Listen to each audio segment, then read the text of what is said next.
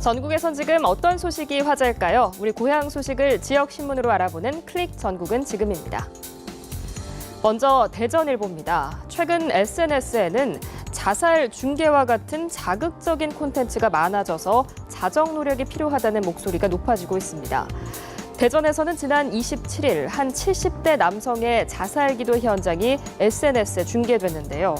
자살 시도 후 하상도로에 매달린 남성을 구급대원이 구조하는 장면을 누군가 찍어서 SNS에 올렸고 1시간 만에 급속도로 퍼져나간 겁니다.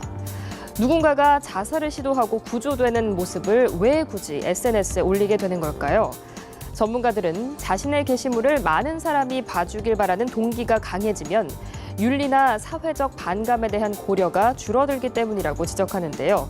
이런 문제는 다른 나라에서도 자살 현장을 생중계하고 참사 현장에서 찍은 셀카를 올리는 사람들이 생겨나면서 세계인의 공통 문제로 떠올랐습니다. 걸러지지 않은 자극적인 정보를 막으려면 네티즌 스스로 자정하려는 노력을 해야 하는데요. SNS가 사회를 투명하게 만드는 긍정적인 역할을 할 수도 있지만 잘못 사용하면 사회 악이 될 수도 있다는 점을 유의해야겠습니다. 다음은 전북일보 소식입니다. 전주시가 국제영화제와 한지문화축제 등 각종 축제를 앞두고 세월호 참사 추모 현수막을 어떻게 처리해야 할지 큰 고민에 빠졌습니다.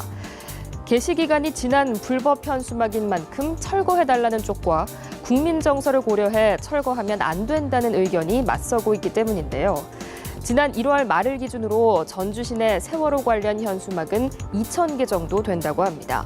5교의 광고물 관리법에 의하면 30일이 지난 세월호 현수막은 철거할 수 있는데요.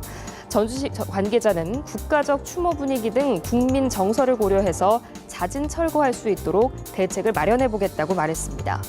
축제를 앞둔 전주시가 지혜로운 해결책을 제시할 수 있기를 기대해보겠습니다. 마지막으로 경남신문 소식 전해드립니다. 최근 날씨가 따뜻해지면서 산을 오르는 등산객들 많이 찾아볼 수 있는데요. 하지만 관련 사고도 많이 발생하고 있기 때문에 그만큼 각별한 주의가 필요하다고 합니다. 경남에서는 올해만 산악사고가 250여 건 정도가 발생했다고 하는데요. 미끄러지거나 발을 헛디디는 사고가 잦았다고 합니다. 이 산악사고를 예방하려면 정해진 등산로를 이용을 해야 하고요. 또 여벌의 옷과 높은 열량의 비상식량을 준비하는 게 필요하다고 합니다.